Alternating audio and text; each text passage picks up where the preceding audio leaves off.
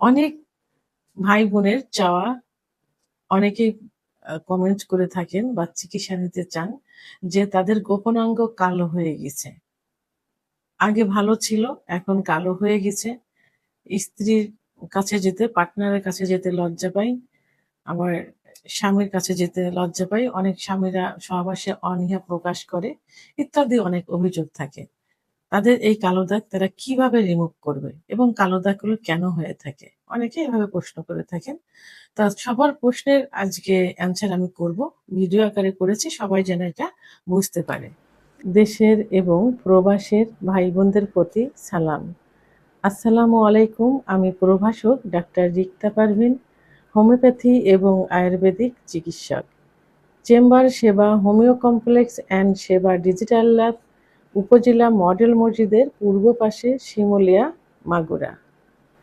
তাদের এই কালো দাগ তারা কিভাবে রিমুভ করবে এবং কালো দাগগুলো কেন হয়ে থাকে? অনেকেই এভাবে প্রশ্ন করে থাকেন। তা সবার প্রশ্নের আজকে অ্যান্সার আমি করব। ভিডিও আকারে করেছি সবাই যেন এটা বুঝতে পারে।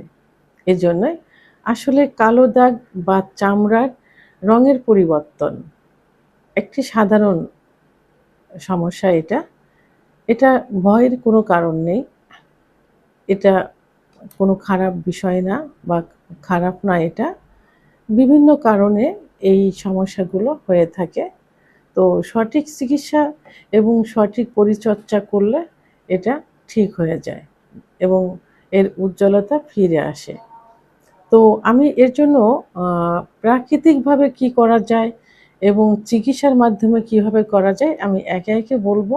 তবে যারা ভয় পেয়ে থাকে যে এই দাগগুলো কেন হচ্ছে বা কেন হয়? অনেকে গ্রামের অনেকেই অনেক কিছু সন্দেহ করে থাকে যে হয়তো খারাপ মেলামেশা করলে, খারাপ সঙ্গ পাইলে হয়তো এরকম দাগ হয়ে থাকে। গ্রামে এভাবে অনেক প্রচলিত আছে, আবার অনেক প্রচলন আছে। এখনো এটা ভেবে থাকে। আসলে না, এটা আদৌ ঠিক না।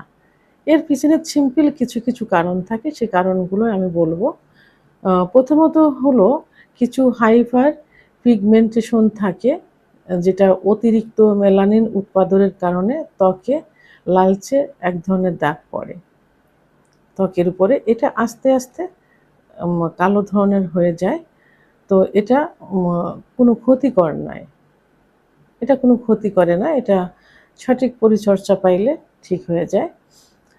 এবং কিছু ঘর্ষণের কারণে এটা হয়ে থাকে। যেমন যদি আঁট-সাঁট কাপড়-চোপড় পরে এবং যদি চর্বি বা মেদ থাকে তাহলে সেখানে প্রতিনিয়ত ঘর্ষণের কারণে কিন্তু এটা হতে পারে। অনেকে যে পেন্টিগুলো পরে যে মানে অ্যা সালোয়ারের নিচে যে পেন্টিগুলো পরে ওইটা অনেক টাইট হয়ে থাকে, রাবার লাগানো থাকে, যে কারণে এটা হয়। আবার পুরুষেরা জাঙ্গিয়া পরে, অনেকে জিন্সের প্যান্ট প্রতিনিয়ত পরে থাকে। তখন ওখানে কোনো নিয়ে প্রতিনিয়ত ঘর্ষণ লাগে, কোনো খোলামেলা থাকে না।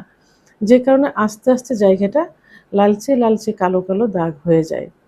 ঘামাচি বা ফাঙ্গাল ইনফেকশন থেকে এটা হয়ে থাকে। অনেক সময় ওখানে একটু স্যাঁতসেঁতে থাকে, যে কারণে ওখানে ফাঙ্গাল একটা দাউদের মতো একটা ইনফেকশন হতে পারে। বা অনেক ঘামাচি হয়। এটা ক্রমান্বয়ে ওখানে আলো বাতাস যেহেতু পায় না, ক্রমান্বয়ে ওখানে কালো আকার ধারণ করে। এটা ফাঙ্গাল ইনফেকশন এটাকে বলে থাকে। আবার ধর্মীয় বা হরমোনজনিত কিছু সমস্যা কারণে এটা হয়। যেমন গর্ভবতী অবস্থায় কিন্তু এটা হয়ে থাকে। বয়ঃসন্ধিকালে কিংবা হরমোনের তারতম্যের কারণে এটা হয়ে থাকে। অনেকে ধর্মীয় কারণে ওই যে কিছু নিয়মতান্ত্রিক কিছু থাকে, একদম আ মানে আ আবদ্ধ জায়গা থাকতে হবে, খোলামেলা থাকা যাবে না। তাই মানে গায়ের গঠন বোঝা যাবে না। জাস্ট এইভাবে কিন্তু আম হাদিসে আছে, ইসলামে আছে যে অঙ্গ-প্রত্যঙ্গ ঢেকে রাখতে হবে। কিন্তু এর অর্থ এই না যে সেই জায়গাটা টাইট করে রাখতে হবে। এটা কিন্তু বলা নেই। তো ইসলাম শান্তির ধর্ম, সেহেতু সেখানে খোলামেলা আ আট-শাট কাপড় পরা যাবে না। যেমন এখনকার বোরখাগুলো যেভাবে পরার নিয়ম, কিন্তু এখন বোরখা হয়ে গেছে সালোয়ার কামিজ, জাস্ট এরকমই। তো কিছু কুসংস্কার পর্দায় যারা থাকে তাদের এই এটা হয় এবং আ হরমোনাল কিছু তারতম্যের কারণে হয়ে থাকে।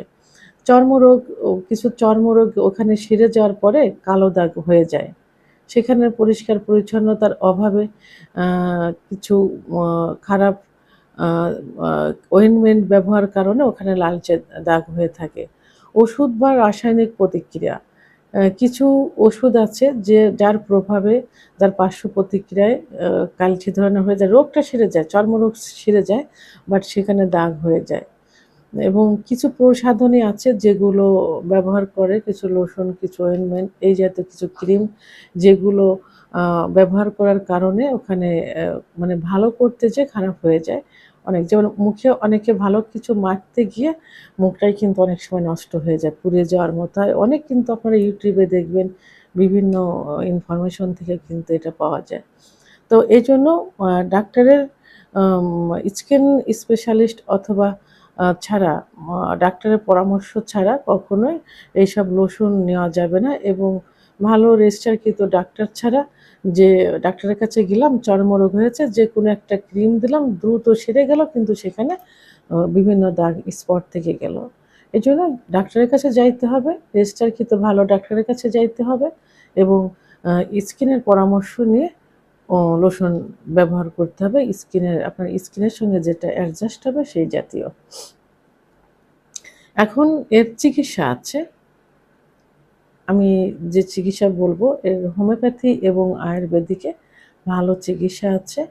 তবে হোমিওপ্যাথি চিকিৎসা কিন্তু খুবই ক্রিটিক্যাল একটা চিকিৎসা। এটা পুরা লক্ষণের উপর ভিত্তি করে, এবং চামড়ার বা স্কিনের যে তার সমস্যাটা কেমন, রংটা কেমন, ওটা এই চর্মরোগ হলে সেটা লালচে হচ্ছে না গোলাপি হচ্ছে না কালো হচ্ছে ইত্যাদি দেখে শুনে বুঝে একজন অভিজ্ঞ সম্পন্ন রেজিস্টারকৃত ডাক্তারই কিন্তু সঠিক চিকিৎসাটা দিতে পারেন। এবং প্যাথোলজিক্যাল পরীক্ষা নিরীক্ষার মাধ্যমে সব কিছু মিলে চিকিৎসা। এজন্য হোমিওপ্যাথি ডাক্তারের কাছে যাইতে হলে অবশ্যই একজন রেজিস্টারকৃত ডাক্তারের কাছে যাইতে হবে, যিনি সঠিক চিকিৎসাটা দিতে পারেন। আর আয়ুর্বেদিকে অনেক সুন্দর সুন্দর মেডিসিন রয়েছে, যে মেডিসিনগুলো খাইলে ত্বকের উজ্জ্বলতা ফিরে আসবে। কিছু ওয়েল আছে, যে ওয়েলগুলো ব্যবহার করলে ত্বকের উজ্জ্বলতা ফিরে আসবে, এবং এই লালচে ভাবটা, কালো ভাবটা সরে গিয়ে সেখানে একটা ন্যাচারাল কালার চলে আসবে। তাহলে চিকিৎসা নিতে হলে অবশ্যই হোমিওপ্যাথি, আয়ুর্বেদিক রেজিস্টারকৃত ডাক্তারের শরণাপন্ন হতে হবে। এখন আমি কিছু প্রাকৃতিক চিকিৎসা বলবো। কিছু প্রাকৃতিক ঘরোয়া পদ্ধতিতে কিছু চিকিৎসা আছে, যেগুলো ব্যবহার করলে হালকা যে দাগগুলো থাকে, এই দাগগুলো কিন্তু উঠে যাবে। প্রথমে আমি বলবো অ্যালোভেরা জেল। অ্যালোভেরা কিন্তু এমন একটা জেল যেটা মুখের লাবণ্যতা ফিরিয়ে নিয়ে আসে, এবং টোটাল বডিতেই কিন্তু অ্যালোভেরা জেলটা ব্যবহার করা যায়। তো আপনারা এই যে গোপনাঙ্গে, এই গোপনাঙ্গে নিয়মিত অ্যালোভেরা জেলটা ব্যবহার করতে পারেন। এটা যে অনেক ব্যয়বহুল সেটা না। আপনার বাড়িতেও একটা টবে সুন্দর করে অ্যালোভেরা গাছ লাগাতে পারেন, এবং তার থেকে জেল নিয়ে আপনি ন্যাচারাল একদম সঙ্গে সঙ্গে এটা ব্যবহার করতে পারেন। আরেকটা যেটা আছে সেটা হলো লেবুর রস এবং মধু। লেবুর রসে কিন্তু ব্লিচিং এজেন্ট থাকে, যে কারণে ওখানে জ্বালাপোড়া হতে পারে, চুলকানি, অ্যালার্জি হতে পারে। এই জন্য বুঝে শুনে লেবুর রস এবং মধু একসঙ্গে অ্যাডজাস্ট করে আলতোভাবে ব্যবহার করতে পারেন। খুব দ্রুতই কিন্তু ওখানে কালো দাগটা চলে যাবে, ময়লা ভাবটা সরে যাবে, এবং খুব উজ্জ্বলতা ফিরে আসবে। নারকেল তেল বা অলিভ অয়েল তেল এবং হলুদ গুঁড়া, এটা অ্যান্টিসেপটিকের কাজ করে থাকে। আপনি এই হলুদ গুঁড়া এবং নারিকেলের তেল একসঙ্গে অ্যাডজাস্ট করে ওখানে কালো জায়গা ব্যবহার করে রাখতে পারেন, অথবা ব্যবহার করে 1 ঘন্টা পরে ওখানে ধুয়ে ফেলতে পারেন। উজ্জ্বলতা ফিরে আনবে ইনশাল্লাহ। কাঁচা দুধ, গরুর যে খাঁটি দুধ থাকে, এই দুধটা আপনারা নিয়মিত ব্যবহার করতে পারেন। ঘরোয়া পদ্ধতিতে যে ব্যবহারের কথাগুলো বললাম, এইগুলা শুধু কালো জায়গা না, বডির অন্যান্য জায়গা ব্যবহার করলে ত্বকের উজ্জ্বলতা ফিরে আসবে, কালচে ভাবগুলো উঠে যাবে। তো এখন আমি পরামর্শ দিব, আপনারা তো অবশ্যই ডাক্তার দেখাবেন এবং কি কারণে হয় সেই কারণগুলো তো অবশ্যই নির্ণয় করতে হবে, দূরে থাকতে হবে, ভালো করে জানতে হবে। আর একজন রেজিস্টারকৃত হোমিওপ্যাথি আয়ুর্বেদিক ডাক্তারের শরণাপন্ন হতে হবে। নিয়মিত ন্যাচারাল যে রেমেডি বললাম, প্রাকৃতিক চিকিৎসাটা পারলে যেকোনো একটা আপনারা নিয়মিত করতে পারেন এবং সবসময় ঢিলাঢালা পোশাক পরার চেষ্টা করবেন। জায়গাটা স্যাঁতসেঁতে যেন না থাকে সেদিকে খেয়াল রাখতে হবে।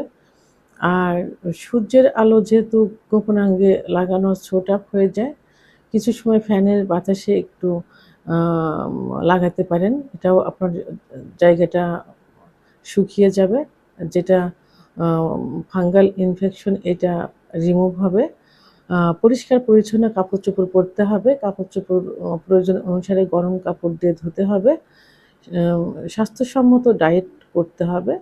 খাবার ভালো খেতে হবে, টাটকা খাবার খেতে হবে, সিজনালি শাকসবজি খেতে হবে এবং আ ফলমূল খেতে হবে। পরিমিত পরিমাণ পানি পান করতে হবে এবং আ ঘুম দিতে হবে। রাত্রে ৭ থেকে ৮ ঘন্টা সুন্দর ঘুম দিতে হবে। দুশ্চিন্তামুক্ত হতে হবে। এই বিষয় নিয়ে কোনো টেনশন করা যাবে না। সঠিক পরিচর্যা করতে হবে। ইনশাআল্লাহ ঠিক হয়ে যাবে। ভিডিওটি সম্পর্কে যদি কোনো মতামত থেকে থাকে অবশ্যই কমেন্টের মাধ্যমে জানাবেন। আর ভিডিওটি ভালো লাগলে লাইক, কমেন্ট, সাবস্ক্রাইব করে আমার সঙ্গে থাকুন। আল্লাহ হাফেজ।